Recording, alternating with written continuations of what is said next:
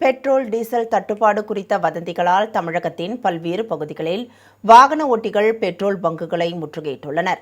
மத்திய கிழக்கு நாடுகளில் நிலவும் பதற்றமான போர் சூழல் காரணமாக சமையல் எரிவாயு விநியோகத்தில் தட்டுப்பாடு ஏற்பட்டுள்ளது.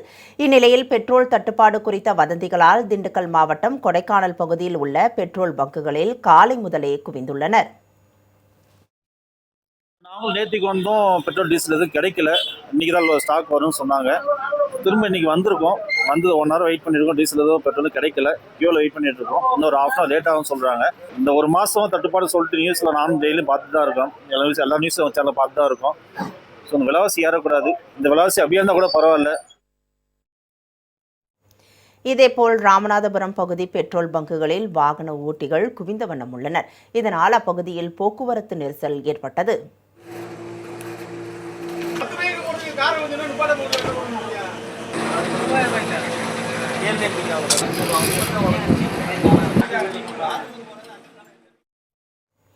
கிருஷ்ணகிரி மாவட்டத்தில் வணிக ரீதியிலான எரிவாயு சிலிண்டர் தட்டுப்பாடு காரணமாக பல்வேறு இடங்களில் உணவகங்கள் மூடப்பட்டுள்ளன. மேலும் வீடுகளில் பயன்படுத்தக்கூடிய சமையல் எரிவாயு சிலிண்டர் முறையில் ஏற்படும் பிரச்சனையால் இல்லத்தரசிகள் மிகவும் பாதிக்கப்பட்டுள்ளனர். இப்போ நாங்கள் கேஸ் எல்லாமே வாங்கிறதுக்கு வந்துட்டு இருக்கோம். ஆனால் இங்கே கேஸ் இல்லை, ஓடிபி வந்தால் தான் வருது, புக் பண்ணணும் அப்படின்னு சொல்கிறாங்க.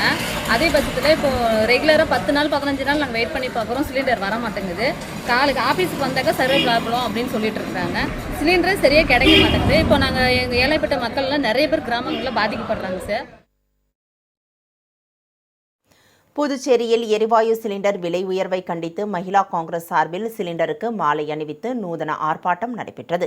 இதில் நூற்றுக்கணக்கானோர் கலந்து கொண்டு ஒன்றிய அரசை கண்டித்து முழக்கங்களை எழுப்பினர்.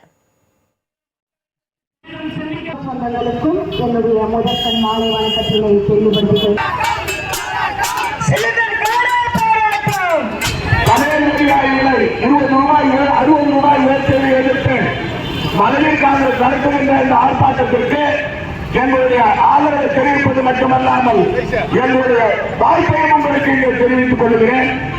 உங்களுடைய போராட்டம் மக்களுக்காக மக்கள்